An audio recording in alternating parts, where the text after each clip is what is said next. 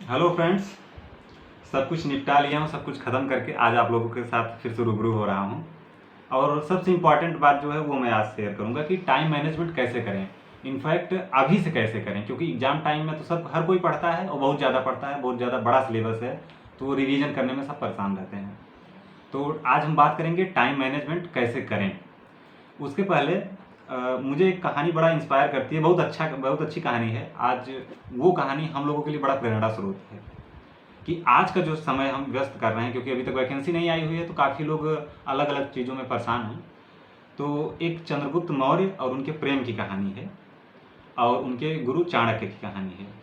तो चंद्रगुप्त एक IAS officer का इंटरव्यू हम देख रहे थे, तो उन्होंने ये कहानी बताया, मुझे बड़ा पसंद आया, बहुत अच्छा लगा। एक त्याग, बलिदान, समर्पण की कहानी है कि आपको अगर कुछ हासिल करना होता है तो आपको किस लेवल की चीज़ें आपको त्याग करनी पड़ती है। इनफैक्ट हमारी एज भी वैसी है तो हम उससे ज़्यादा रिलेवेंट हैं, ज़्यादा रिलेट कर पाएंगे कि चंद्रगुप्त मौर्य को एज यूजुअल जैसे सबको प्रेम होता है, उनको भी एक दूसरे राजा की पुत्री से प्रेम हो गया।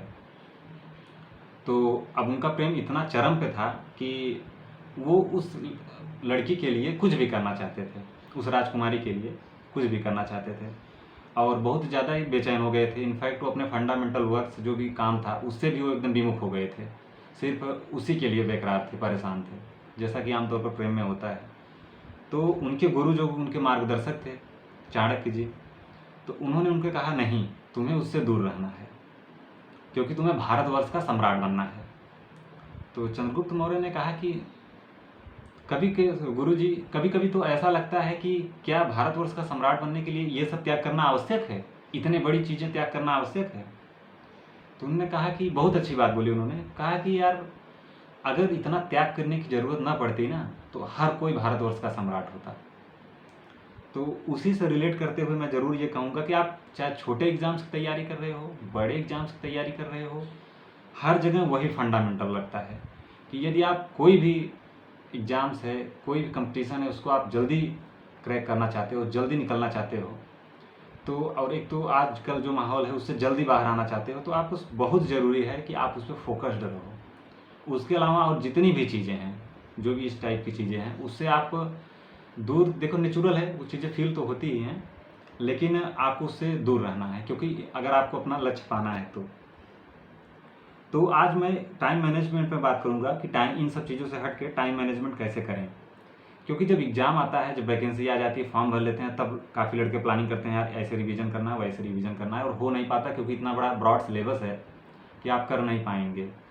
ठीक है, तो अगर आपको गूढ़ता के साथ अध्ययन करना है, क्लियरिटी के साथ अध्ययन करना है, गंभीरता के साथ अध्ययन करना है, और आप चाहते हैं कि आपके रिजल्ट में सुधार हो, तो आप 1 महीने, 1.5 महीने, 2 महीने से कुछ होने वाला नहीं है।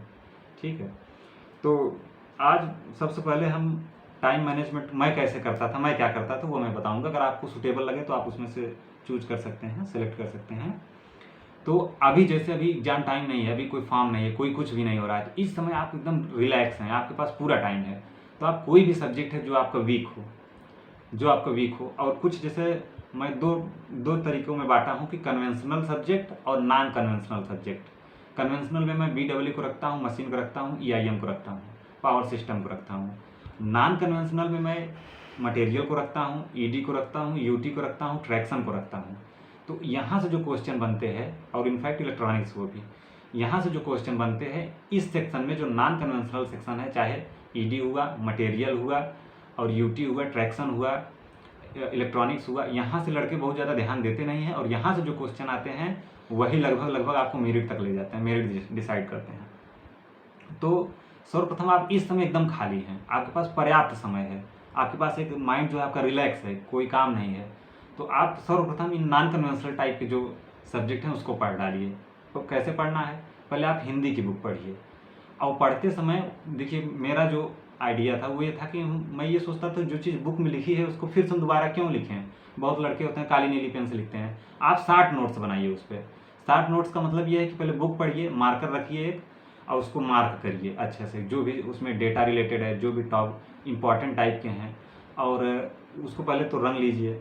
उसके बाद उसको लिखिए, जैसे एक सब्जेक्ट, एक चैप्टर पढ़ा आपने या एक टॉपिक पढ़ा, तो आप एक नोटबुक रखिए रफ टाइप का, और उसे फटाफट लिखने की कोशिश कीजिए, तेज़ी से लिखिए, थोड़ा थोड़ा सेगमेंट जल्दी जल्दी लिखिए, पूरा नहीं लिखना है, जो जो उसमें से इंपॉर्टेंट है वो उसको लिखते जाइए। तो ऐसे मैं करता था तो मुझे थोड़ा ज़्यादा याद होने लगा, क्योंकि लिख देने से चीज़ें याद हो जाती हैं, और कई बार लिखेंगे तो एकदम से कंठस्थ हो जाएगा। तो मैं ये करता था। और जो ये नॉन कन्वेंशनल सब्जेक्ट हैं जिनका मैं नाम लिया हूँ, चाहे जनरेशन हो, तो पहले हिंदी की बुक पीपी पढ़िए, कितना समय लगता है, मुश्किल से अगर आप डिप्लोमा में पढ़े होंगे तो 15 दिन लगेगा।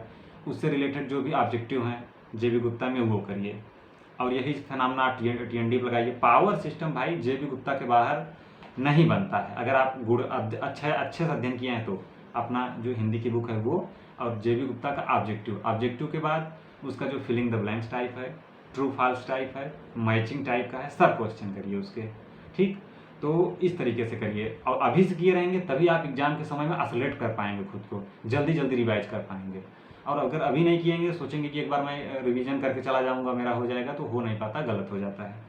तो ये आपका बेसिक फिनोमेना हुआ कि आपको पावर सिस्टम जेबी गुप्ता में कैसे पढ़ना है। आप पढ़िए, जो भी इंपॉर्टेंट लगे उसको नोट करिए नोटबुक में, इस तरीके से पढ़िए, और तेज़ी से नोटबुक बनाइए। वो ये नहीं कि धीरे धीरे बनाए, राइटिंग बैठा के बनाए, उसका कोई मतलब नहीं निकलता यार। ये हुआ। और नॉन कन्वेंशनल में जितने भी हैं, ED, ट्रिपल फ्रैक्शन, उसको अभी से पढ़िए। हिंदी की बुक पढ़िए, उससे रिलेटेड ऑब्जेक्टिव जो भी ऑब्जेक्टिव किताब में दिए हैं वो पढ़िए। हाँ, एक बहुत अच्छा है EIM, मेजरमेंट जिसको बोलते हैं। मेजरमेंट हमने नोट किया कि यूथ के बुक में बहुत अच्छा दिया है, सब पिछले साल के क्वेश्चन उसमें विभिन्न एग्जामों के हैं। तो जितने आपके EI मेजरमेंट के क्वेश्चन मिल जाएंगे यूथ में, उसमें किसी किताब में दिए नहीं हैं, तो वो बड़ा अच्छा है, मेजरमेंट वहाँ से ले लीजिए। BEE के लिए पहले भी मैं रिपीट कर चुका हूँ, BK मेहता का जो भी न्यूमेरिकल है, ऑब्जेक्टिव BK मेहता का जो न्यूमेरिकल है उसको लगा लीजिए BEE के लिए। मशीन के लिए आप कोई भी बुक ले सकते हैं, सब अच्छी है, चाहे राजपूत ले लें, चाहे जेबी गुप्ता ले लें। और नॉन कन्वेंशनल में मैं बात करूंगा PLC स्काडा माइक्रो कंट्रोलर का, जो कि अब इस एग्जाम में काफ़ी कुछ देखा गया उसके बारे में। तो उसके लिए आप किसी एक बुक का चयन कर लीजिए जो आपको पसंद आए, और थोड़ा सा ज़्यादा डीप में जा करके थोड़ा सा ऊपर ऊपर से भी उसके बारे में पढ़ लेंगे तो आपको तैयारी बूस्ट हो जाएगी। इस तरीके की चीज़ें हैं। तो ये रहा आपका वो। और हमेशा एक अप्रोच रखिए कि आपको एग्जाम का अप्रोच क्या है, कि आप ऑब्जेक्टिव अप्रोच रखिए। ऑब्जेक्टिव अप्रोच का मतलब ये है कि ऐसा नहीं है कि पहले हम पूरा एक चैप्टर पढ़ लेंगे फिर उस चैप्टर से रिलेटेड ऑब्जेक्टिव करेंगे, ऐसा नहीं होता। होता क्या है, हमारा जो माइंड होता है, अगर उस पर पहले से क्वेश्चन प्लांट कर दिए जाएँ तो वो ज़्यादा बढ़िया कैप्चर करता है। तो पहले आप ऑब्जेक्टिव देखिए, भले नहीं आ रहा है आप ऑब्जेक्टिव करिए। अगर आप फंस रहे हैं तो उससे रिलेटेड जिस टॉपिक में उस बात को कही गई उस टॉपिक को पढ़ लीजिए। तो इससे क्या होता है कि पहले से क्वेश्चन माइंड में प्लांट है, तो उससे रिलेटेड जब आप खोजोगे, आपको टॉपिक में जब खोजोगे वो चीज़ कहाँ पे दी है, तो ज़्यादा बढ़िया क्लियर होता है। ठीक, इस तरीके का मेरा अप्रोच रहा था। ऑब्जेक्टिव अप्रोच रखिए, उसके बाद जो फंसता है उसको टॉपिक ले जाकर डिस्क्रिप्टिव बुक से पढ़िए।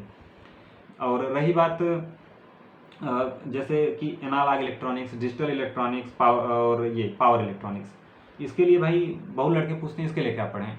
तो BK मेहता में जो पीछे का दिया इलेक्ट्रॉनिक्स उसको कर लीजिए, पर्याप्त है, मोर देन सफिशियंट है। उसके अलावा जो आपके पास हिंदी की बुक है वो ज़रूर पढ़िए, बहुत ज़रूरी है। वो हिंदी की बुक आप बेस मान के चलिए, कहीं बाहर कुछ नहीं है। और बस यही बेसिक सा वो रहा। टाइम मैनेजमेंट का यही तरीका है कि भाई आप ज़्यादा से ज़्यादा समय आप बुक पे दीजिए, और अभी से दीजिए। और जैसे जैसे आप एग्जाम के करीब जाइए, मेरा जो फंडा था कि मैं पहले बहुत पढ़ता था, जैसे जैसे एग्जाम की तरफ बढ़ता जाता था, काउंट डाउन शुरू होता था एग्जाम का, मैं चीज़ों को कम करता जाता था।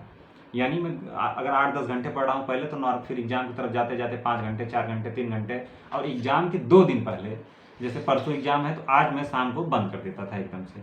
24 घंटे मैं दिमाग को एकदम रिलैक्स करता था, ताकि मैं आराम किया रहेगा तो एक्टिव रहेगा, क्योंकि थक जाता है, ये कोई मशीन थोड़ी ना है। तो 2 दिन पहले आप आराम कीजिए, रिलैक्स रहिए, मूवी देखिए, कॉमेडी देखिए, उसके बाद आराम से एग्जाम में जाके दीजिए एग्जाम, और आपका रिजल्ट पक्का है, अच्छा आएगा। बशर्ते बहुत लड़के ये सोचते हैं कि मुझे ये एग्जाम निकालना है। आप एग्जाम निकालने के दृष्टिकोण से मत जाइए एग्जाम देने। आप ये दृष्टिकोण रखिए कि मैं अपना बेस्ट दूंगा, मैं जितना पढ़ा हूँ उस पर मुझे विश्वास है, मैं अपना पूरा भरसक कोशिश करता हूँ। अगर सिलेक्शन होता है तो अच्छी बात है, और नहीं होता है तो और अच्छी बात है। नहीं होता है तो ये बहुत ज़रूरी, नहीं होता तो और अच्छी बात है।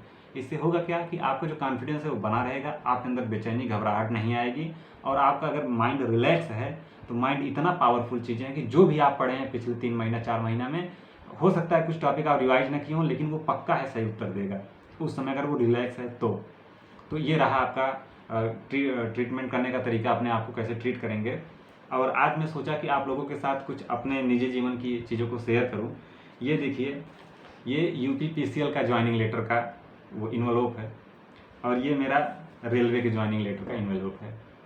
तो मैं आपको ये इसलिए दिखाना चाहता हूँ कि आप जो भी आज अपने कमरे में बैठ करके 10 बाई 12 का रूम होगा, 10 बाई 15 का रूम होगा, और इतनी गर्मी में पढ़ रहे होंगे, मेहनत कर रहे होंगे, और जैसा कि आपको हम कहानी सुनाए हैं, अगर आप जो भी त्याग कर रहे हैं, मेहनत कर रहे हैं, लगन से मेहनत कर रहे हैं, समर्पण की भावना से समर्पित हो चुके हैं, कोई और चीज़ सूझ नहीं रहा है आपको, सिर्फ अपना टारगेट सूझ रहा है, उसी पे फोकस्ड हैं, तो एक दिन ये आपके पास जो इन्वलॉप हैं ये कुछ भी नहीं है यार, मेरे पास तो 2 हैं ना, आपके पास 4 आएंगे अगर आप वास्तव में समर्पित हैं तो। अगर आप किसी भी हद तक जाने के लिए तैयार हैं, तब किसी भी हद किसी भी चीज़ को त्याग देने के लिए तैयार हैं अपने लक्ष्य के लिए, तो आपके पास 2 इन्वलॉप नहीं 4 इन्वलॉप आएंगे, और ये रेलवे और यूपीपीसीएल में इससे भी बड़ी जॉब आपको ऑफर होगी। बस इन्हीं सब बातों के साथ मैं आपसे वो करूँगा, विदा चाहूँगा। Thank you.